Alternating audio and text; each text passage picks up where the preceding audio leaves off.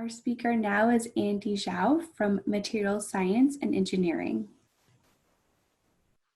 If you know any grad students who have recently got really into baking bread, it means that their research is going terribly and you should probably check in on how they're doing.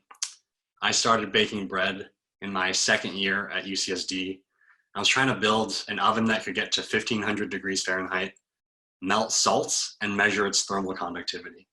And after 2 years, everything was broken, especially me, but I found solace in experimenting with flour, water, salt, and yeast to bake bread.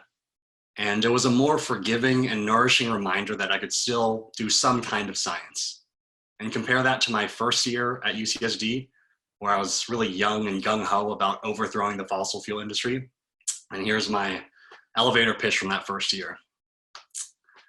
Enough sunlight strikes the Earth's surface every 2 hours to power the world for an entire year.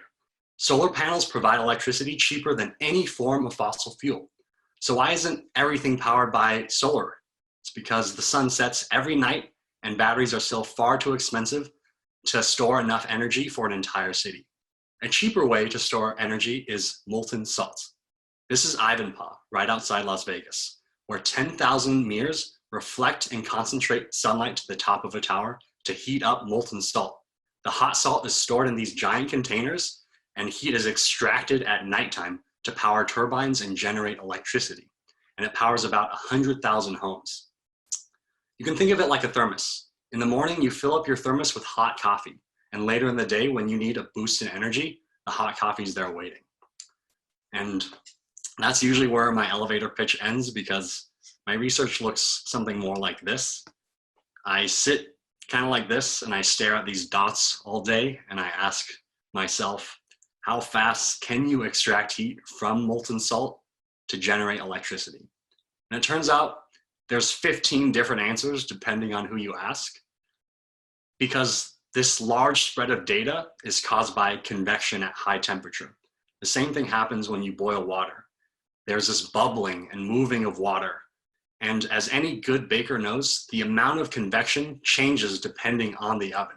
So that is what is fudging the real speed of heat in these molten salts. So the accepted value is just to assume this very low and slow thermal conductivity in these molten salts.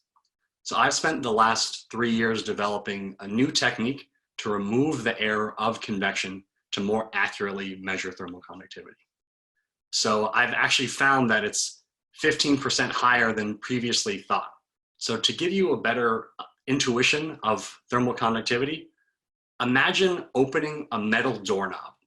The metal feels cold because it's extracting heat from your hand very quickly compared to the wooden door, which has a low thermal conductivity. So it feels at room temperature. So what my data shows is you can actually extract heat more efficiently from molten salt than previously thought.